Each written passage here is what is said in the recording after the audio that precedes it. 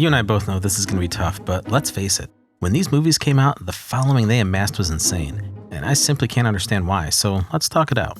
But dying in the place of someone I love. Alright, enough of that. So anyway, Twilight opens with Bella Swan packing up and moving from her home in Phoenix up to where her dad lives, the small town of Forks, Washington. Population, 3,120 people. Thanks for that, I guess. Now her dad Charlie, a local police officer who clearly hasn't kept in touch, is struggling to start a conversation. Your hair's longer. Great police work there, Charlie. Yeah, hair does have a tendency of growing. But maybe you should focus more on the fact that this truck doesn't appear to have a driver.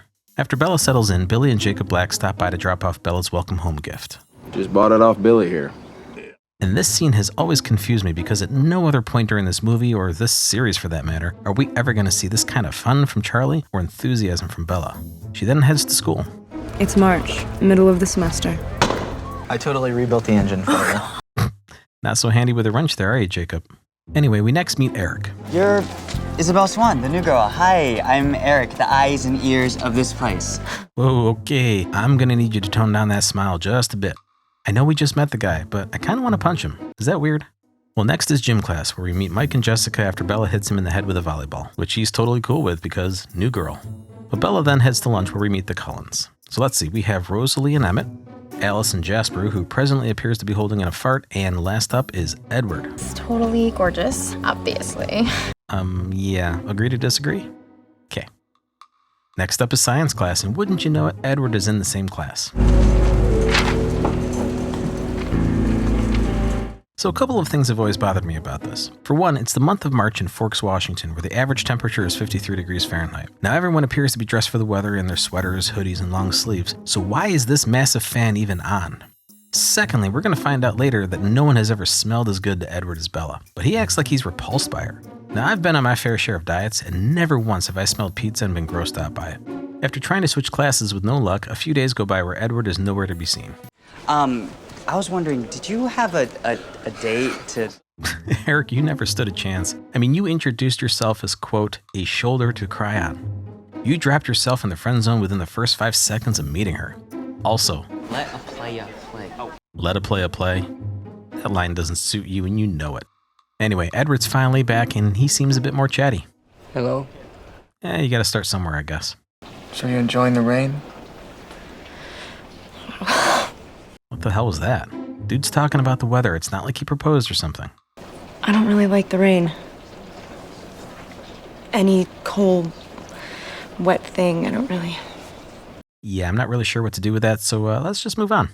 Well, after class, they continue to chat in the hallway where Bella points out his eyes have suddenly changed color from black to, quote, a golden brown. And I'm just as confused about it. I suppose his eyes could have changed due to his discomfort or latent thirst, but they were already that color when we first saw him, way before he ever got a whiff of Bella. Yeah, I know. It's the fluorescence.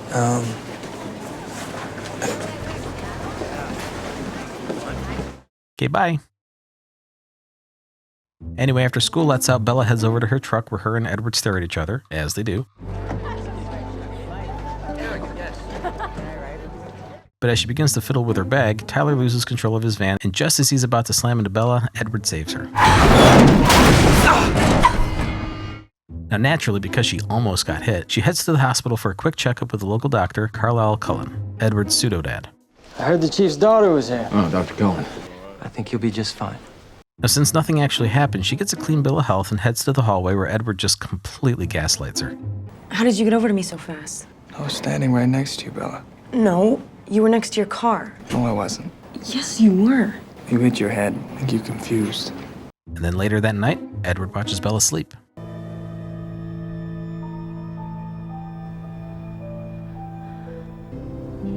Yep. The next morning, it's time for a field trip, but first, Mike asks Bella to the prom. Prom. Dancing. But she suggests he ask Jessica instead, and somehow Mike is disappointed at this, because in this strange universe, a guy is going to be disappointed at the prospect of going out with Anna Kendrick instead of Kristen Stewart. Well, it's been a few minutes, so time for another awkward conversation. What's in Jacksonville? Floridians. That's what's in Jacksonville. You at least watch where you walk. This is not how people interact with each other. Well, he goes on to tell her they shouldn't even be friends, even though he's been the one initiating every single interaction between them. I mean, seriously, if you don't want to be friends, stop talking to her. Edible art? Ella, See what I mean? I only said it'd be better if we weren't friends, not that I didn't want to be. What does that mean? It means if you were smart, you'd stay away from me. Okay, well, let's say for argument's sake that I'm not smart. Finally, something we can agree on. Well, after school, Bella and some friends head to the local beach. Oh, what was the name of that again? La Push. Sorry. Now, while we're there, we start getting some hints there's something going on between the Cullens and the Quileutes. Yeah, because Cohen's a freak. You got that right. You guys know him? The Cullens don't come here. Well, that was subtle. Bella then goes for a walk with Jacob where she has some questions about what it meant. What did your friends mean about the Cullens don't come here? Caught that, huh? Let's see that again. The Cullens don't come here. Yeah, unless you think she momentarily went deaf, there's really no way she could have missed it. Fast forward a bit, we find Bella with Jessica and Angela who are shopping for their prom dresses. You said that about like the last 5 dresses, though. I thought they were all pretty good. You're not really into this, are you? Bored, she decides to ditch them and heads to a bookshop. After leaving the bookshop, Bella finds herself in a bit of trouble, but fortunately her stalker is there to save the day. That was a very dangerous maneuver. Did Edward just growl at these guys? I mean, it's hard to hear because of the music, but I can't think of anything else that would have made the 5 of them just back down like that. He then takes Bella to the restaurant to meet up with the girls, but since they couldn't wait for her to get there, they're on their way out. We waited, but we were like starving, so we... Now, Edward, being a true gentleman and a stalker, I think that's how that saying goes, offers to stay with her so she can eat and then take her home. I feel very protective of you. I was trying to keep a distance unless you needed my help. Get out now. Now, before leaving, he tells Bella he can read minds and that he can read every mind in the restaurant except hers, which is rather convenient. I mean, if someone else told you they could do that, are you going to believe him? No, but she does and even thinks there's something wrong with her because he can't. Is there something wrong with me? I mean, how messed up do you have to be to blame yourself for this? Now, on their way back to her house, Bella goes to adjust the heat and gets the last hint she needs to realize something is different about him. Cold hands. I mean, cold hands are quite common, and as we eventually do find out, it really does just all come down to poor circulation. Later that night, Bella takes a look at just one picture for the book she bought and then closes it. That's money well spent. She heads to the internet to Google everything else where she realizes what Edward is, and then the next day decides to confront him about it. Because obviously, if you're going to confront a person about being a vampire, doing it alone in the woods is the way to do it, right? Everything about me invites you in. My voice, my face, even my smell. And how does that work exactly? Now, throughout the series, we're going to see some other people change, and they really don't look or sound any different. Well, aside from the eyes, of course, but I just don't see how red eyes are something that's going to draw people in. I'm designed to kill. I don't care. Sorry, what? I've killed people before. It does not matter. It doesn't? I wanted to kill you. I've never wanted a human's blood so much in my life. I trust you. What the hell's wrong with this girl? So the lion fell in love with the lamb. What a stupid lamb. Sick, masochistic lion. And thus officially begins the most abusive relationship I've ever seen. So now that we're about an hour in, let's recap what we've learned about Edward. Well, nobody's gonna believe you. You at least watch where you walk. It means if you were smart, you'd stay away from me. What if I'm not the hero? What if I'm the bad guy? I feel very protective of you. I'm a killer. I've killed people before. I wanted to kill you. Yeah, that's just about all you need for a good horror film, or at least a cheesy Lifetime movie. Hey. Come to visit your truck? Looks good. Now I was going to skip past the scene, but something Billy says caught my attention. First Mariners game of the season. The first game of the season in 2008 was March 31st. Bella's first day of school was also in March. So everything we've seen happen so far has taken only a few weeks. In just a few short weeks, she's moved to Forks, started at a new school, made some fairly close friends, met a stalker, found out he was a vampire, and fell Unconditionally and irrevocably in love with him. Look, I'm sorry, but that's just way too much for such a short period of time. Anyway, a few days later, she heads to Edward's house, and despite how much I dislike these movies, I absolutely love this house. Is she even Italian? Her name is Bella. All right, first of all, you were all human at some point. Is this how it worked? Her name is Bella, therefore she must be Italian? Secondly, only Italians like Italian food? What American doesn't like Italian? Sure, it may not be the favorite for some, but for someone to not like it at all, it's gotta be rare. I hope you're hungry. Yeah, absolutely. She already ate. A perfectly normal response, right? Right? But Bella takes a tour of the house and comes across an interesting display. Graduation caps? Yeah, it's a private joke. We matriculate a lot. All right, let's talk about this. So according to the display, they've each graduated from high school 25 times. What kind of existence is this? I can't imagine going through high school over and over again. And something that was said earlier brings up another question. They moved down here from Alaska like a few years ago. Now, I know a lot of people have commented on how the Cullens don't look anything like high school students, but to be fair, the majority of those playing the students, including the Cullens, were all in their 20s. But that said, I wouldn't buy any of them as a 14-year-old freshman.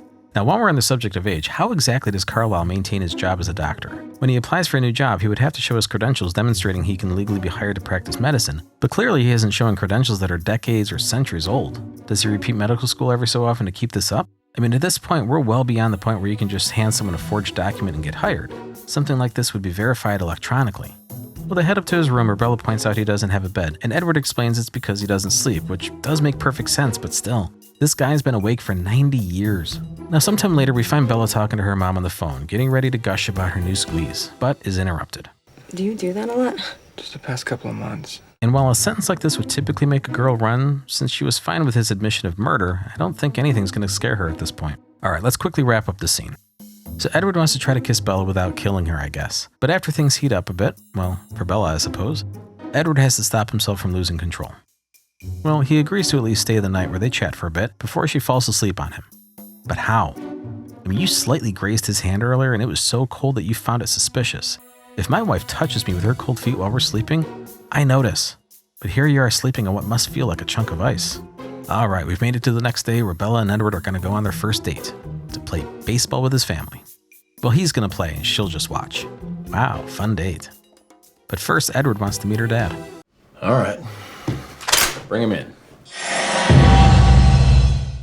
So they get to the field where Edward explains they can only play when there's a thunderstorm as to mask the sound of them hitting a ball. But since the sound of a metal bat sounds absolutely nothing like thunder, the only way I can see this working is if they manage to synchronize a hit with a crack of thunder, which is impossible. Also, it's later explained that the only way to kill a vampire is to rip off its head and burn the pieces, suggesting vampires are rather flammable. And I can't imagine holding a lightning rod during a thunderstorm is going to be a wise decision considering one strike will set you on fire. I don't know, maybe they bring a fire extinguisher just in case. Eventually the game is interrupted because Alice sees a group of 3 vampires coming their way who appear to be taking normal steps but also look like they're gliding. I don't know how that works. Well, Edward suggests he and Bella leave, but Carlisle says it's too late, and I don't understand why. Because at this point, the 3 of them aren't suspicious of anything. Are vampires that committed to baseball that it's strange to leave early?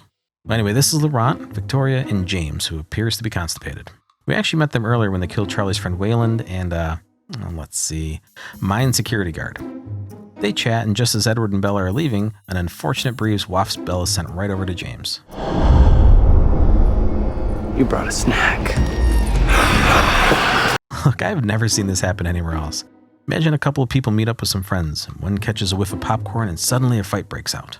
Now, as it turns out, James is a tracker who, according to Laurent, He's got unparalleled senses, absolutely lethal. and apparently has no understanding of boundaries. Either way, they realize they need to get Bella out of town. Well, they decide on having Alice and Jasper drive Bella south to Phoenix, while the others lure James in the opposite direction. Here's my issue with this. Forks is 1,500 miles from Phoenix, or 2,414 kilometers for those who live in a civilized country. And although I'm sure Jasper was speeding the whole way, even if they could maintain 100 miles an hour without needing to stop for fuel, which they can't, that's still a 15-hour trip. And James doesn't realize he was tricked until they've actually reached Phoenix. So they kept leading him on for that long? Well, James heads to her school where he's able to get her previous address and phone number and then lures her away to her old ballet studio. I'd never given much thought to how I would die. Nope, still not doing it. Now Bella heads over to the ballet studio and finds she's been the one tricked this time. But just before James finishes her off, the Cullens arrive. In the process of trying to get her away, she manages to get thrown across a glass-covered floor where her femoral artery is severed, and she also is bitten by James. Fortunately, since James is well outnumbered, they do manage to kill him, but I'm kind of curious. Not only do they have to rip off the head, but also burn the pieces. So what happens if they don't burn the rest? Does the body eventually make its way back to the head? I need to follow my voice. Does it grow another one? You have any idea how much that stings? So we head back over to Bella where she has a lot going on. Femoral artery's been severed. She's losing too much blood. No, my head is burning! It's the venom. You have to make a choice. Either let the change happen. Edward's not going to have that because reasons. I mean, in the last few minutes, she's had her head banged open, her tibia shattered, femoral artery severed, and has been bitten by a vampire. Let the change happen and she'll be as good as new and you can live miserably ever after. Well, Edward instead makes the decision to suck the venom out of her, even though Carlisle has the experience to make him the better choice here, but yeah, let's make Bella the guinea pig here. Death is peaceful. Yeah, just gonna fast forward a bit. There we go. Right, so she wakes up and finds herself in the hospital where we get to hear the cover story as to what happened, consisting first of falling down not one, but 2 flights of stairs, which I would love to have seen since somehow she would have had to have gotten to the bottom of the first, turned the corner, and fallen down the next set. However, after falling down the second set of stairs, she still has the momentum to break through a hotel window. Now maybe I've just seen way too many crime shows, but how are you not the least bit suspicious that this might be a cover-up? And how does such a fall result in a massive bite on her arm? Well, her mom steps out to get Charlie, allowing for a moment between her and Edward, who also agrees she should move to Jacksonville. How? I don't even know what you're saying. How? What are you talking about? You want me to go away? I can't. No, I can't. I can't just leave you. This was the best take you had? Where else am I gonna go? I hear Tuscany is quite nice. Well, some time passes, and Bella is now able to get around wearing just a boot, and it's prom night. I can't believe you're making me do this. Smile. Can you believe that beautiful backdrop?